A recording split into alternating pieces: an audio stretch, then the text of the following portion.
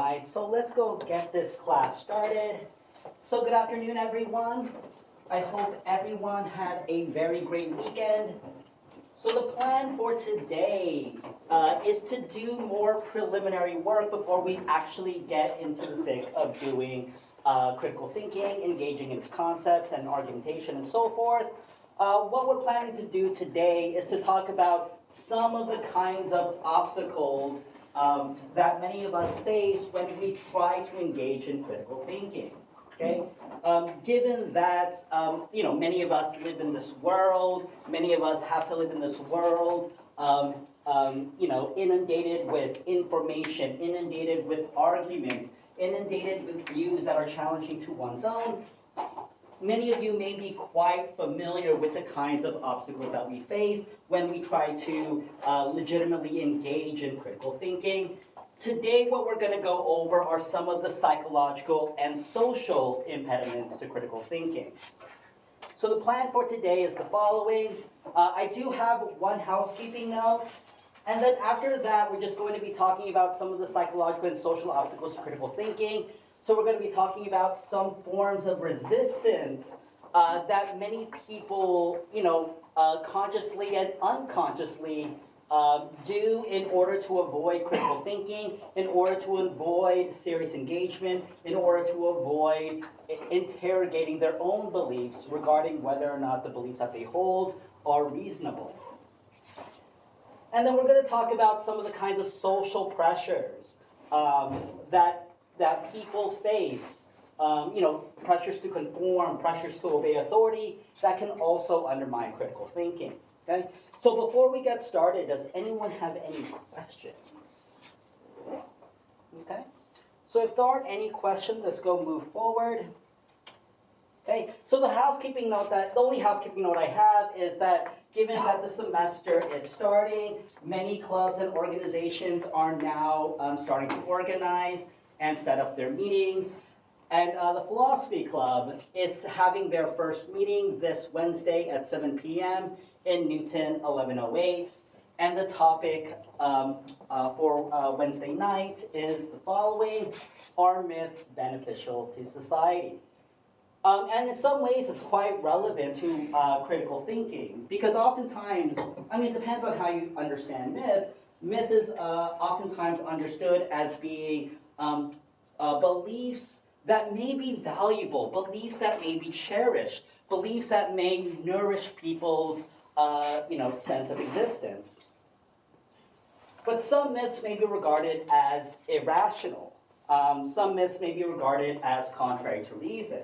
So now the question is whether or not these myths are worth holding, whether these myths are beneficial to us, beneficial to society, or whether or not we should understand these myths as actually having a negative impact, not only on our well-being, but our pursuit in living a life governed by what is true and what is good. So if you're interested in more philosophical engagement outside of the classroom, I very much recommend you all to attend these Philosophy Club meetings. They're really good. They're organized by very smart, very awesome students. And if you want more information about it, please do not hesitate to let me know. Right. Does anyone have any questions in regards to this? Do you have to be a part of the club to go? Oh, no, not at all. If there are certain topics that just pique your interest, but you're like, no, I'm not that into philosophy, but I'm into this topic, then you are more than welcome to attend. Yeah. All right. So now let's go on to today's topic. All right. So, as many of you know, this is a class about critical thinking. And what exactly is critical thinking? Well, basically, critical thinking is about identifying, understanding, and developing good or reasonable arguments. It is concerned about the quality of people's beliefs. Okay. So the way that the textbook defines critical thinking is the following. Critical thinking is the systematic evaluation or formulation of beliefs or statements by rational standards. Basically, evaluating beliefs and formulating your own beliefs in accordance to reason. Basically, that's what the definition is saying. So in critical thinking, we ask the variety of questions. Are our beliefs rationally justified? Are they supported by good reasons? And how about the beliefs of others? Do they provide good reasons why they should be accepted? Okay? Because when we're thinking about critical thinking, we're not only interrogating our own beliefs, but we are interrogating or examining the beliefs of others, especially those who are proposing ideas and hoping that they would convince us or persuade us for why we should accept the beliefs that people are promoting.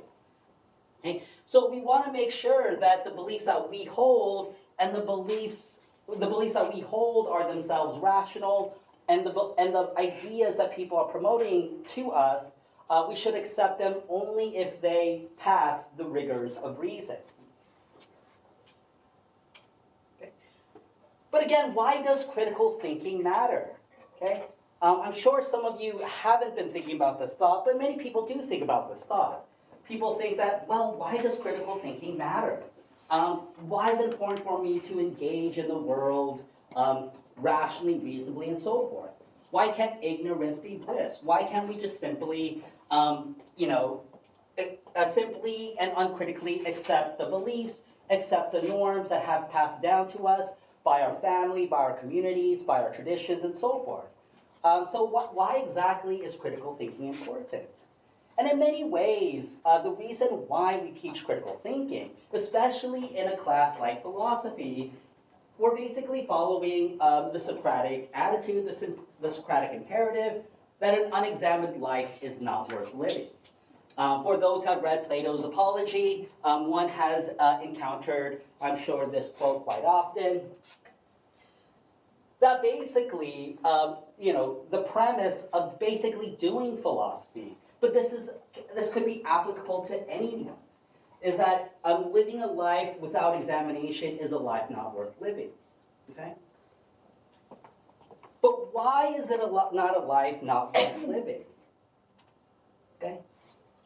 So one way we can understand this is that, well, if we are invested in living a life that is in accordance to truth and the good, then it seems like critical thinking is quite important. Okay? Again, we all inherit beliefs from our backgrounds, from our communities, from our families, from our traditions. Okay? And we may find them to be deeply meaningful. We might find them to be deeply valuable. But if you're concerned about living a life that is in accordance to what is true and what is good, then it's important for us to interrogate whether the beliefs that we hold really align with what is true and what is good. Okay? So if you do care about governing your life according to what is true, then it's important for us to then examine whether our beliefs truly align with that, whether our beliefs can withstand scrutiny, because we want to make sure that we live in accordance to what is true and what is good. Okay?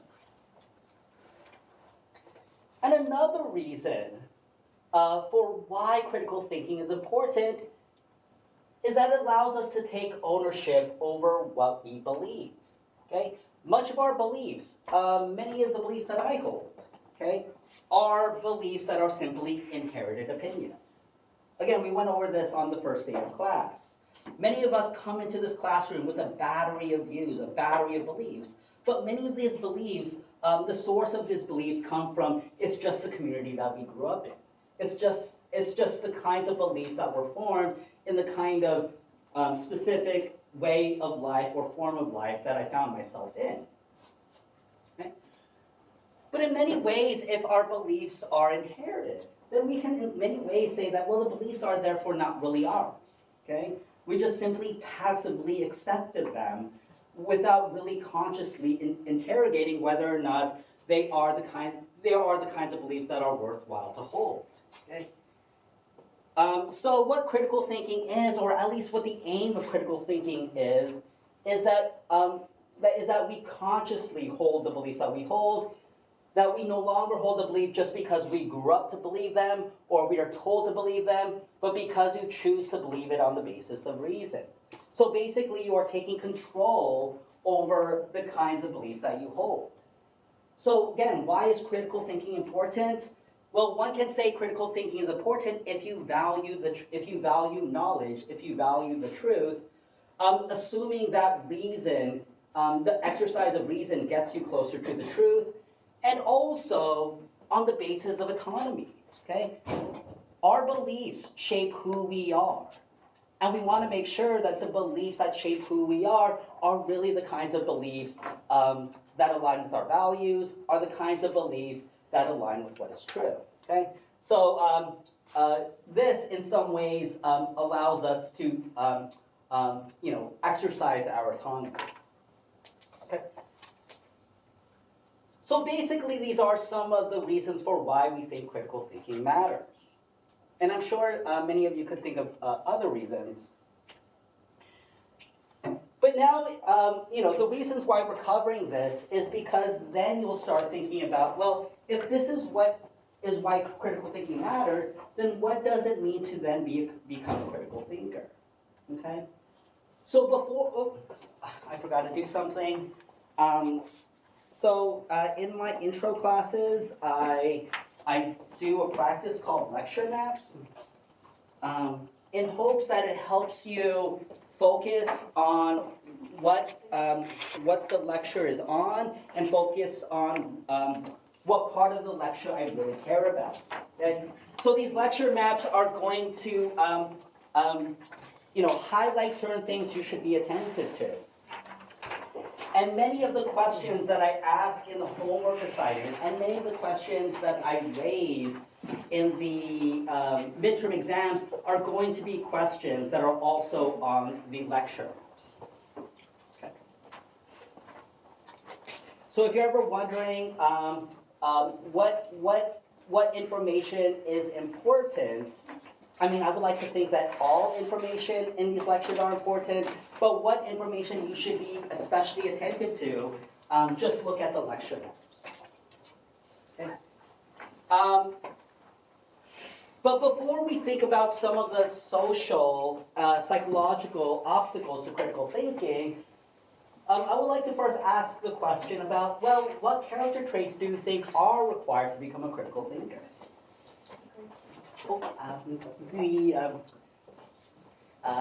You and then you. Sorry.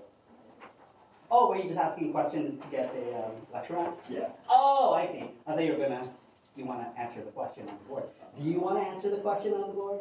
I'm good. Okay, definitely. All right. So what character traits do you think are required to become a critical thinker? A healthy amount of skepticism, or taking what you hear or read with a grain of salt. Okay, good, perfect. And again, I'm still learning names. Caitlin? Caitlin, thank you, Caitlin. So Caitlin, you bring up one really important characteristic that defines what it means to be a critical thinker. You need to have a healthy dose of skepticism. Why? You can't believe everything you hear or read, or be gullible, or just you don't. Everyone says their own version or preferred version of truth, like the Victor writes the history. So you hear multiple versions of things and kind of cobble together what you believe, or there's only one version of truth and no one really tells or knows that. Okay. What happened when you were there? Okay, perfect. Thank you, Caitlin. And you bring up a variety of good points. It seems like the opposite of a critical thinker is someone who is easily gullible. Okay, someone who just quickly accedes to someone's perspective without really thinking much about it. And one of the reasons why we ought to be gullible is that there are views, there are ideas, there are points that are just simply unreasonable, that are simply false. So if you want to guard yourself against accepting beliefs that are unreasonable, irrational, then we have to have this healthy level or healthy amount of skepticism. Confidence. Confidence, good. Question. Why is confidence important to becoming a critical thinker? Because if you don't have the confidence to question the authority, you're never gonna think for yourself. Okay, good. And Nicholas, thank you, Nicholas. And Nicholas actually brings up a really, really important point. Okay? Again, these are aspirations. We all are trying to become critical thinkers. It's an ongoing project. But it seems like one characteristic that is required in order for us to become critical thinkers is, as Nicholas pointed out, is confidence. Okay? That we need confidence in order to be able to resist, to resist certain ideas that are being espoused by certain authority figures, by certain people of influence. We need to kind of have a kind of like self-assuredness, a trust in our own abilities to understand what is reasonable in order for us to guard ourselves from people who are trying to sway us to believe what they want us to believe. Devin? Unbiased. Okay, good. Unbiased. Why is being it seems quite obvious, but why is unbiased or being unbiased necessary to become a critical thinker? Well, there's biases that we do subconsciously, and I think if you don't recognize those, then you're just gonna fall into those over and over again. Can you give an example? Confirmation bias. Confirmation bias. Yes, confirmation bias. So Devin is exactly right. Okay, there are certain biases that all of us possess. Given the kind of world we live in, given the kind of beings that we are, we do come into this world with, entrenched biases. But we shouldn't understand these biases in a kind of like, self-defeat, like a kind of like defeatist way. It's like, well, I am biased, therefore I can't do anything about it. It's important for us to strive to wring out these biases or mitigate its effects, because if we are aware of them, if we are aware of their effects and how they shape how we perceive the world, then we would be able to better combat them. Okay, so it's ideal for us to be unbiased. What other character traits do you think a critical thinker must possess? Introspection. I'm sorry? Introspection. Introspection, good. And what do you mean by introspection? Looking into yourself, finding out who you really are, what you want to be. Okay, good, perfect, thank you. And can you repeat? Justin. Justin? Thank you, Justin. And Justin captures a very crucial aspect of being a critical thinker. That we need to be introspective. It's not only important for us to be critical of other people's points of views, but it's also important for us to be critical of our own points of views as well. Okay? We want to always make sure that the beliefs that we hold are reasonable, that it aligns with your values, that it aligns with what you believe is true. So we also have to be reflective about the kinds of beliefs that we hold. And I just wanted to build further on this because it seems like introspection also requires, so Nicholas uses confidence. The word that I was also thinking of is courage. Okay? To be introspective also requires a great amount of courage. Okay? Again, what we were talking about earlier is that the beliefs that we hold shape how we understand ourselves, shape our sense of self. But if you're going to be introspective, then what you are basically opening yourself up to is the possibility that you might have to change. You might have to change how you see the world, and you might have to change how you see yourself. Okay? And that can be very, very, very terrifying. Philosopher Cornel West once said that, interrogating, following Justin's point about the importance of introspection, interrogating the dark corners of our own soul requires just as much courage as a soldier getting into the battlefield. Just because we value who we are. But if we really do care about living a life that lines with what is true and what is good, then we have to be open, or we have to make ourselves vulnerable to the possibility of change. Okay? Because when we start examining our tacit assumptions, when we start examining our unarticulated presuppositions, then it may involve a kind of transformation about who we are. Okay? A radical revision of ourselves. And this will kind of point to some of the psychological and social impediments to critical thinking. Ariana? Humility. Humility, yes, good. And why is humility important? Which seems kind of obvious though. I mean, people refuse to change their mind. Even I feel like some people recognize that they're wrong, but still say that they're right just because they don't want to like lose face. Yeah. Say their And you're exactly right. And it seems like to be a critical thinker, we need to have a level of humility. We must accept ourselves as, finite, fallible human beings. Again, many of us hate the idea of being wrong in regards to certain types of issues. But in trying to maintain our ego, maintain our self-esteem,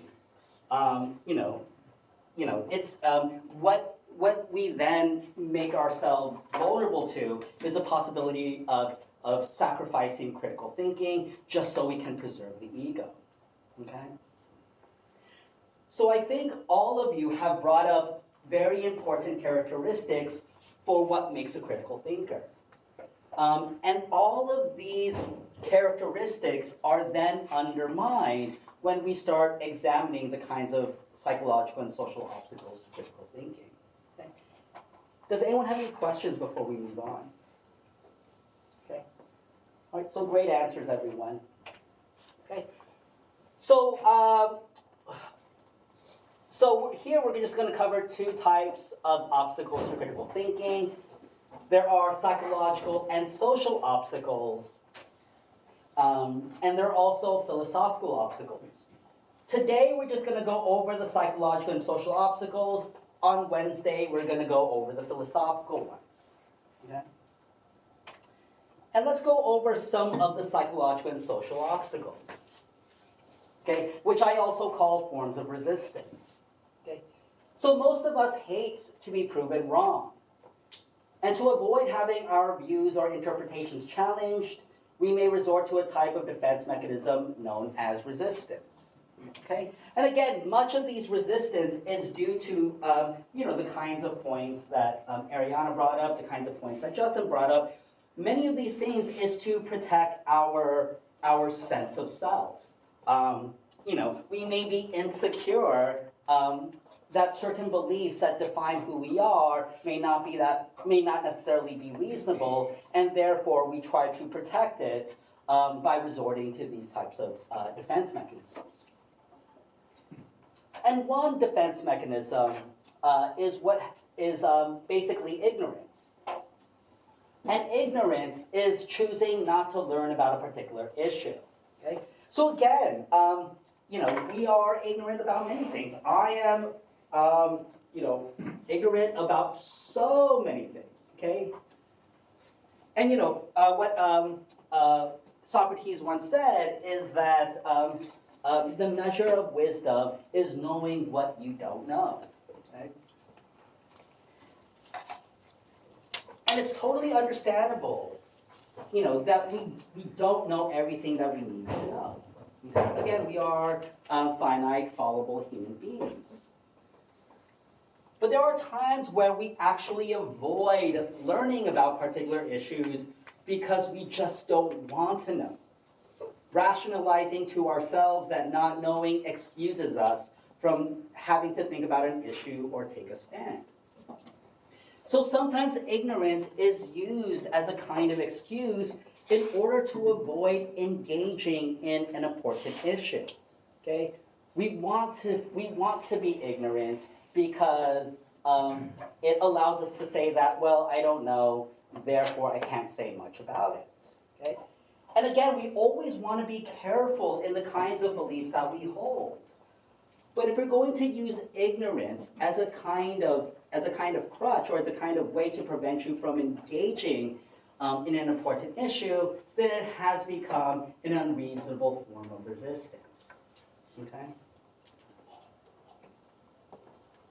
Does this make sense to everyone?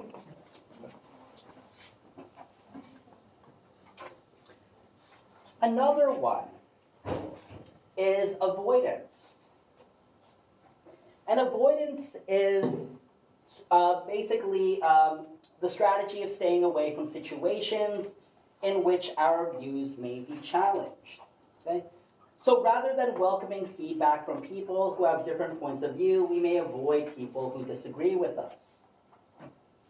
And the tendency to avoid controversial situations can lead to a serious lack of communication and even hostility between people who hold widely opposing views. Right, and another one, and again, all of these strategies, all of these mechanisms are very much understandable. But again, they in many ways undermine critical thinking. Avoidance is avoiding put yourself in a situation where your beliefs are challenged. Okay? It is really comforting and in some ways important to find a community that supports your cherished beliefs. Okay? It's comforting and it's also important. But it's also important for us to not avoid possible confrontations that the beliefs that you may hold, especially beliefs that affect other people's lives, the beliefs that you hold may be erroneous. Okay, and to avoid and to actively avoid it is an impediment to critical thinking. Okay? And this is one that I'm very much familiar with all of them, but this one very much speaks very, very close to me. If anyone is ever interested in the origin story of how I got into philosophy, I always feel like anyone who majors in philosophy always has a very interesting origin story. And my origin story when it comes to majoring in philosophy involves this mechanism of avoidance. I took my first philosophy class at a community college. And I was only taking a philosophy class because, like many of you possibly, it's like, oh, this is a general ed requirement. I have no idea what philosophy is, but I'm just going to take it because there are some open seats, and I need to fulfill this particular credit. And then when I took my first introduction to philosophy class, I was really interested in the kinds of questions that we're talking about. Okay? I'm like, wow, I didn't know there was a class that's going to talk about, whether the mind is independent of the body. What is the definition of knowledge? What makes actions moral? But there was this one question that deeply terrified me, that totally struck me in ways that left me deeply uncomfortable. And that's the question about whether or not God exists. At the time, I was a deeply committed Christian, a deeply committed Catholic, and I never, ever encountered this particular question. But the question of whether or not God exists terrified the heck out of me, to the point where I actually dropped the class. I just didn't want to think about that particular question, because this is the kind of question that, gave my life a sense of meaning. It is the very belief that organized my family, that organized the community I was a part of. But because the question struck me as terrifying and deeply uncomfortable, I actually dropped the philosophy course. But the questions really, really intrigued me. So the very next semester, I took an ethics course rather than the introduction to philosophy course. And then later on, because I was in philosophy, I slowly got into confronting these types of questions. But again, avoidance is something that we all must, that many of us are quite familiar with. There are beliefs that we cherish, and we just don't want them to be challenged. Okay?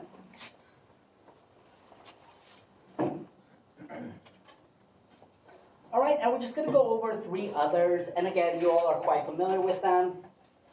The third form of resistance is anger. And anger is, basically responding with anger when our view is challenged with the aim of thwarting further examination. And again, it's totally okay to be angry. I mean, especially when we are confronted with questions about beliefs that we cherish, it's understandable. It's actually appropriate for us to be angry. Okay? A belief that, that gives us meaning is being challenged. But it becomes a form of resistance when you use that anger to try to neutralize, to try to prevent other people from, pressing you to interrogate your own beliefs. If you're going to respond in anger in ways to shut down engagement, if the examination is civil, if the examination is understandable. I mean, if someone's being a jackass, then, it seems like, we have less reason to engage with them. But if the engagement is civil, if the engagement is understandable, if it's an engagement that's necessary, but you respond with anger in order to shut down that exploration, then that is a form of resistance, okay? Again, emotion, I don't want you to think of critical thinking. One thing that you all didn't say, which I appreciate, is a critical thinker doesn't have to be a Vulcan. A critical thinker doesn't have to be bereft of emotion. Emotions are deeply important. We are complex human beings. Emotions very much can inform our reason. But if you're only going to respond to disagreements with anger, then that's just a form of resistance. Okay. A fourth form of resistance is cliches. And basically, this seems less obvious. But there are many people who respond to certain disagreements by just saying a cliche, like, don't force your views on me, it's all relative, to each their own, there are two sides to every story, I have a right to my own opinion. And even though all of these things may be right, oftentimes cliches, when used habitually, is often used to shut down exploration, to shut down engagement. Understandable, but sometimes when engaging with students, and I'm just ask them to plumb into the reasons for why they believe what they believe. If the student responds is well, I just believe because it's my right to. If I believe because, it's all relative, it's just my own beliefs. I mean, in some ways to say these kinds of things, to say these kinds of cliches, is simply to just try to end the investigation, okay? So again, responding with cliches can in some ways be empowering, but habitually using cliches in response to challenges can be a form of resistance. Okay? And finally,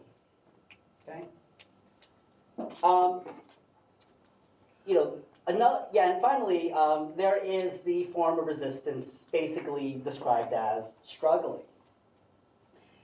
And basically, struggling, basically it refers to struggling with an issue to avoid taking a stand. Okay? And again, we all should be struggling with issues. Okay? We all are struggling to figure out what is true and what is good. But if you just decide to put yourself in that mode, if you're in that position of just perpetually struggling, then you're using it as a kind of excuse to not take a stand. You're using it as a kind of excuse not to try to explore what you should believe. If you're always going to be in this perpetual standpoint, then you're not engaging in the issue at all. Okay? So these are just, some of the prominent forms of resistance, these psychological obstacles. And again, these are all taken because what is trying to be preserved is your sense of self. Does anyone have any questions in regards to these 5? There's actually more, but I didn't want to inundate you with the variety of resistances.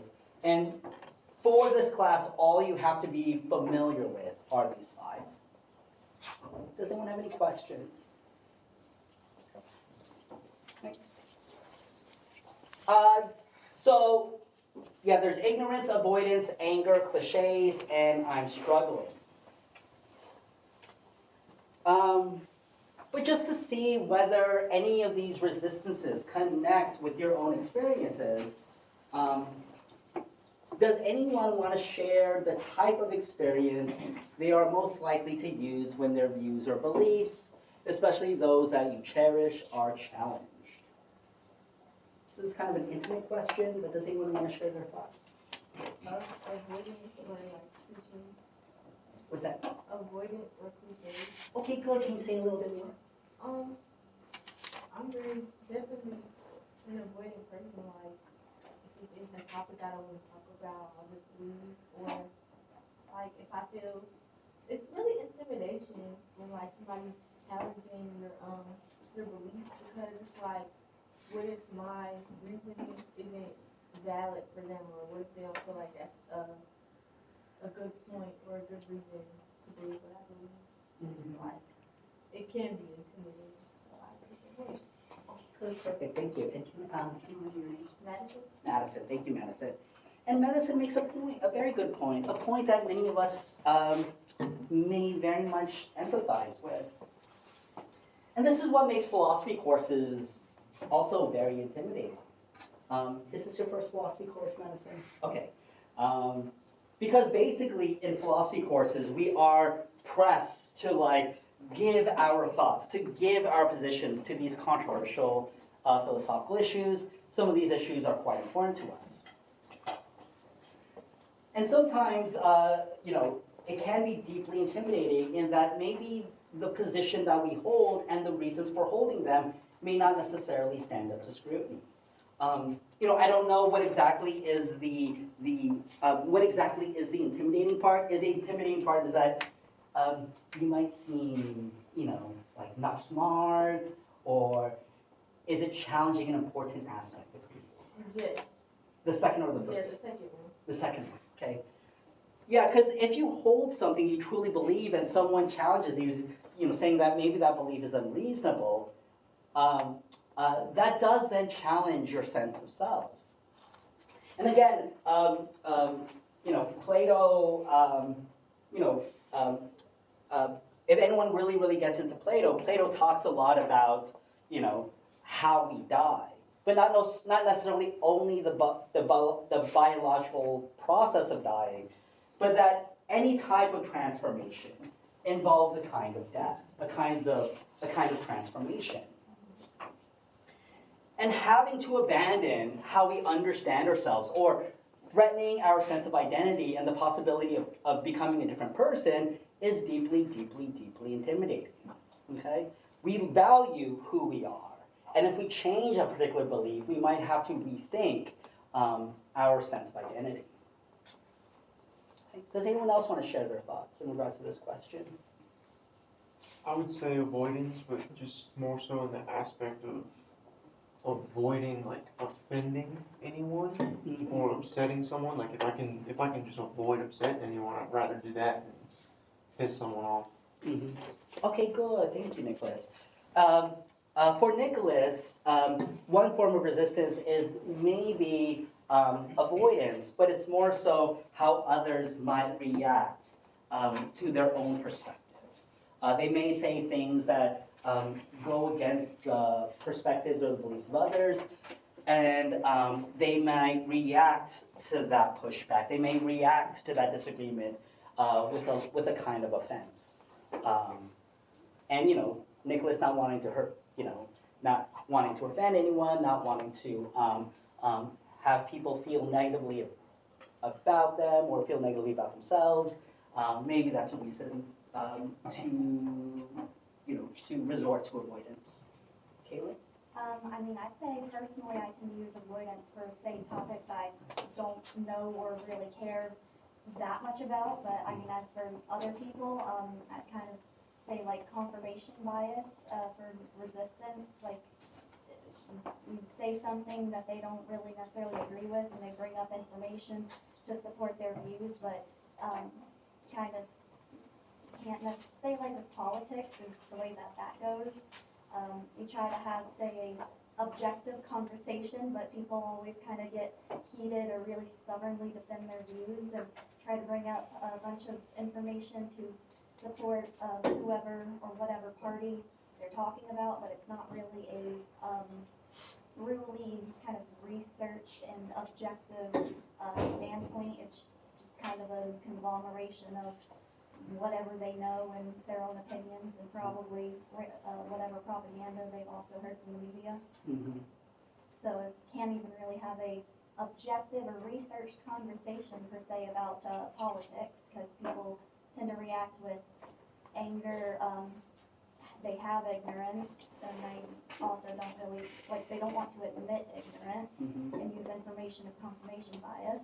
Mhm. Okay, good. Thank you, Caitlin. And definitely Caitlin's perspective or an experience is very much similar to Nicholas's. Is that, well, maybe one, Caitlin may tend to resort to avoidance with the expectation that certain types of discourses, certain types of discussions, especially when it comes to politics, is going to be a kind of discourse characterized by hostility, bad reasoning, being very defensive and so forth. So it seems like, well, I don't want to put myself in that deeply uncomfortable situation, so it's a lot easier just to resort to avoidance than having to, deal with these difficult responses from other people. I've tried to, not necessarily, I haven't avoided per se, conversations, whatnot. I tend to avoid at least getting myself involved in politics or like doing research or voting. I think would be necessary for such, but just can't have an objective conversation, and then you just have to kind of try to shut it down because the other person and I guess if you're having a conversation and one person is heated or somewhat goading, it's also hard to react objectively or not also try to carry on your views or convince them, or just try to convince them that part of their view is, or at least admit some ignorance or partial flaw, or just to do more research on it. Mm-hmm. Yeah, and this is what makes having discourse with people with various views, various disagreements, and so forth, so difficult. Because definitely we're having in order for us to be critically reasoning with others, we have to be reasoning with it also matters how other people reason as well. And it becomes really, really, really difficult. And again, this is not at all an excuse to not engage. It just shows that there are reasons for why people resort to these types of defense mechanisms. Because it can get really difficult to try to engage with others in the real world, full of passion, full of disagreements, full of different perspectives. Thank you, Caitlin. I saw one more hand, and then we're gonna move on. I've noticed myself become angry in arguments before. I like to debate and I like to argue, but I sometimes tend to get passionate, and like when someone else refuses to explain their views or keep their mind open to other perspectives, that's kind of what would make me angry, but I've been able to catch myself, but I understand and I relate with that for sure. Yeah, thank you. Can you remind me your name? Sophia. Sophia, thank you, Sophia. And I'm sure everyone else could very much sympathize with Sophia. But what is and definitely it's understandable why we can get angry in these types of discourses. I definitely do not want to at all say that getting angry in these types of discourses is a bad thing. Again, it's important for us to be passionate. It's understandable that we are emotionally invested in certain positions that we hold. We just want to be careful that we use anger as a way to shut down conversation. So Sophia, it's totally okay. I don't want you to say like, oh, I did something bad in being angry. I mean, in a lot of ways, that's just the appropriate reaction. Again, you don't want to react in a way that just shuts down conversation. But it's totally okay for us to be angry. It's totally okay for us to be passionate. Sometimes what we're talking about are very, very important things. We just want to make sure that anger isn't used to just shut down conversation. Okay? So we are running out of time. I underestimated how fast 15 minutes go. But what we're going to do on Wednesday is then go over some of the social pressures or social obstacles to critical thinking. We're going to be talking about some major social psychology experiments like the Asch experiments, the Milgram experiment, and the Roberts Cave experiment, because we're going to be talking about this really important phenomenon that's contrary to critical thinking, and basically that is groupthink. Okay? With the social obstacles to critical thinking, we're also going to talk about the philosophical obstacles as well. Homework assignment number 1, I intended to post it up this morning, but I got caught up in other work, will be posted later today. But what your homework assignments are going to cover, they're going to cover some things in the textbook, but they're basically just covering our lectures as well. So that's why it's good to be attentive in the classroom. The questions that are in the homework assignment is also basically what we talked about today and what we're going to be talking about on Wednesday. So if you do your lecture map, then you can easily answer the majority of questions that are going to be found on homework assignment number 1, which is going to be due next Sunday at 11:59 p.m., but I'm going to post it later today. All right, so I hope you, not yet. I got to take attendance. Dang it, and I brought the wrong... I think everyone's here. Okay, I'm going to assume everyone is here. I brought the wrong note cards, but I hope you all